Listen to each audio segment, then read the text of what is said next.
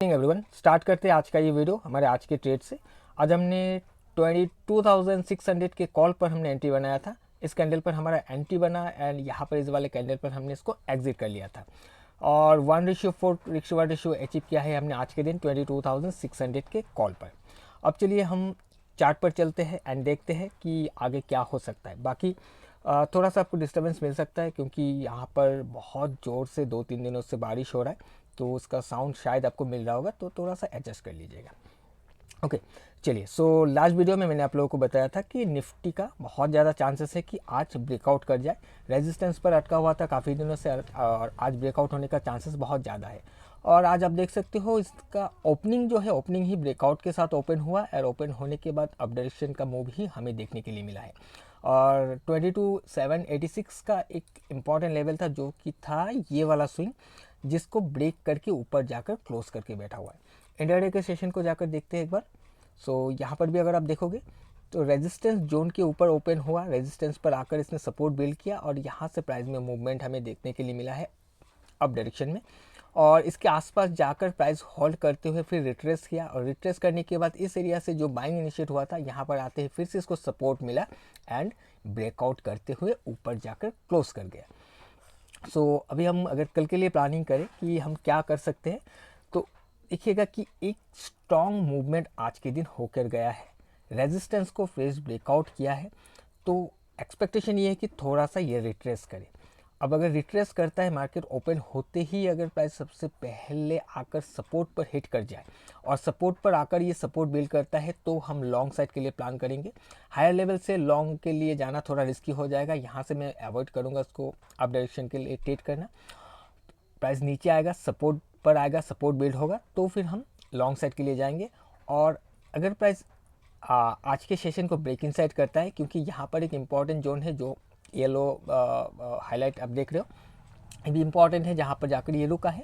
अगर ये break in side होता है, यहाँ पर अगर ये रेजिस्टेंस बिल्ड करता है, वीकनेस दिखता है, तो फिर वहाँ से हम शॉर्ट के लिए यानी कि डाउन साइड के लिए प्लान कर सकते हैं। क्योंकि कहीं ना कहीं यहाँ से अगर गिरने की कोशिश करता है तो फिर ये सपोर्ट तक आने की कोशिश करेगा फर्दर ये बाउंस करने से पहले। और एक बात कि आज के दिन एक बहुत बड़ा मूव होकर गया है और आपने देखा है काफ़ी बार कि जब भी एक बहुत बड़ा मूवमेंट होता है उसके बाद प्राइस थोड़ा सा रुकने की कोशिश करता है या फिर थोड़ा सा रिट्रेस करने की कोशिश करता है, तो इस चीज़ का भी ध्यान रखिएगा। चांसेस ये है कि ये थोड़ा सा रिट्रेस करे और अगर रिट्रेस करता है तो ही हमें एक अच्छा ट्रेड मिलने की चांसेस बन जाएगा, प्रोबेबिलिटी बन जाएगा लॉन्ग डायरेक्शन के लिए।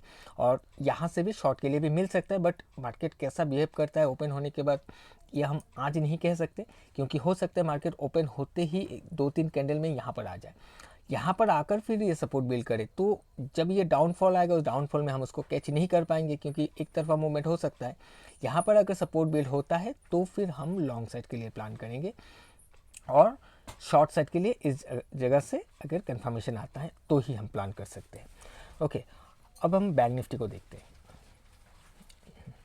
ऑलराइट, सो बैंक निफ्टी का जो रेजिस्टेंस जोन था वो कहीं यहाँ पर था और लास्ट सेशन में आपने देखा कि इस जोन पर ही ये फंस गया था और मैंने बताया था कि जोन का अगर ब्रेकआउट होता है तो अप डायरेक्शन में एक मूवमेंट हमें देखने के लिए मिल सकता है।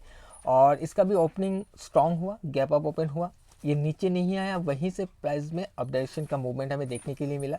प्राइस फिर से रिट्रेस किया, अपने बाइंग एरिया के आसपास आया और ये कंटिन्यू करते हुए यहाँ कहीं जाकर क्लोज किया। यहाँ पर भी एक इम्पॉर्टेंट एरिया है, पीछे से लिया गया इम्पॉर्टेंट जोन है, जहाँ पर जाकर हिट करके इसने क्लोज किया है। सो बैंक निफ्टी में भी एक स्ट्रॉन्ग मूव होकर गया है, एक फ्रेश रेजिस्टेंस का ब्रेकआउट है। अगर मैं डेली पर जाकर दिखाऊं आपको तो यहाँ पर देख सकते हो एक स्विंग का ब्रेक करके ऊपर गया है, तो कहीं ना कहीं थोड़ा सा रिट्रेस करना चाहिए इसको। अब मार्केट है क्या करेगा हमें नहीं पता, बट मैं एक्सपेक्ट कर रहा हूँ कि एक बार रिट्रेसमेंट आना चाहिए। और अगर ये रिट्रेसमेंट में इस जगह पर हमें कंफर्मेशन आता है डाउन साइड के लिए, अगर कुछ भी दिखता है तो हम शॉर्ट के लिए प्लान कर सकते हैं, डाउन साइड के लिए कहीं ना कहीं सपोर्ट तक का टारगेट लेके चल सकते हैं। और अगर ये सपोर्ट पर मिल जाता है, हमें मार्केट ओपन होते ही सपोर्ट पर आता है और यहाँ पर ये सपोर्ट बिल्ड करता है, तो फिर कहीं हम लॉन्ग साइड के लिए प्लान कर सकते हैं। हायर लेवल से हम लॉन्ग करने जाएंगे तो उसमें भी रिस्की हो जाएगा, जाने का कहीं से भी जा सकता है क्योंकि इस मूवमेंट बहुत स्ट्रांग है।